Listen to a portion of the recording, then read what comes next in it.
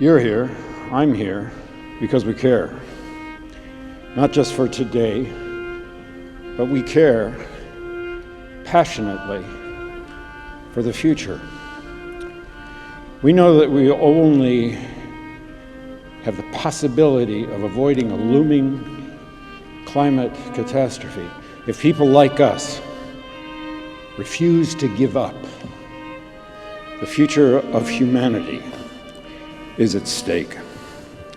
While you work to meet the challenge of climate change, I beg of you, don't forget nature. The destruction of nature accounts for more global emissions than all the cars and trucks in the world. We can put solar panels on every house, we can turn every car into an electric vehicle, but as long as Sumatra burns, we will have failed. So long as the Amazon's great forests are slashed and burned, so long as the protected lands of tribal people, indigenous people, are allowed to be encroached upon, so long as wetlands and bog peats are destroyed, our climate goals will remain out of reach, and we will be shit out of time. If we don't stop the destruction of our natural world, nothing else will matter. Why?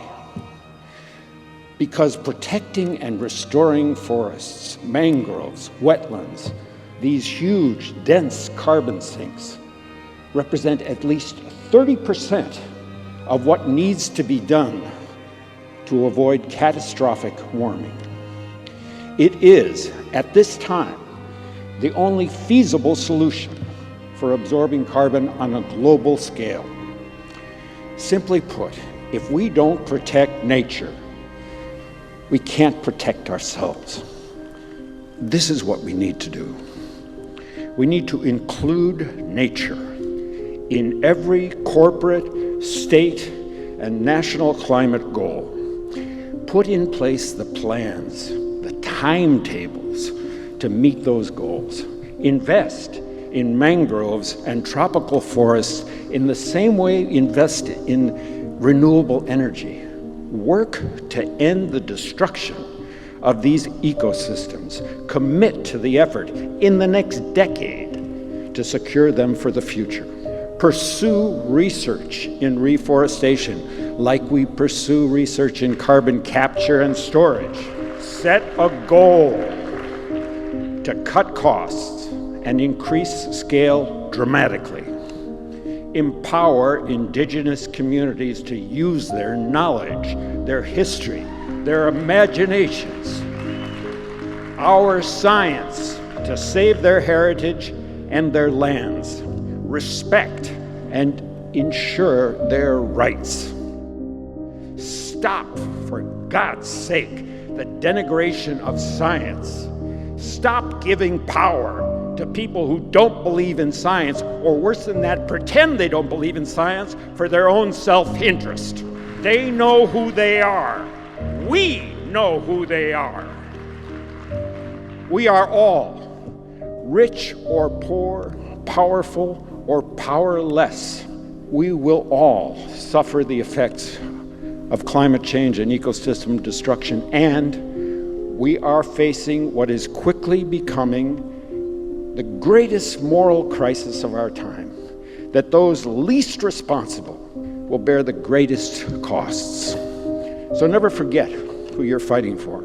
It's the fisherman in Colombia, the fisherman in Somalia who wonders where their next catch is coming from and wonders why the government can't protect them from factory fishing from across the world.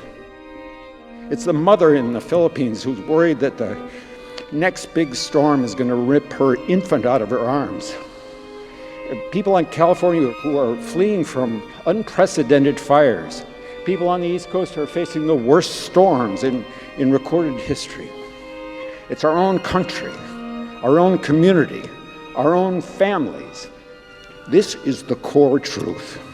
If we are to survive on this planet, the only home any of us will ever know, for our climate, for our security, for our future. We need nature. Now, more than ever, nature doesn't need people. People need nature. Let's turn off our phones, let's roll up our sleeves, and let's kick this monster's ass.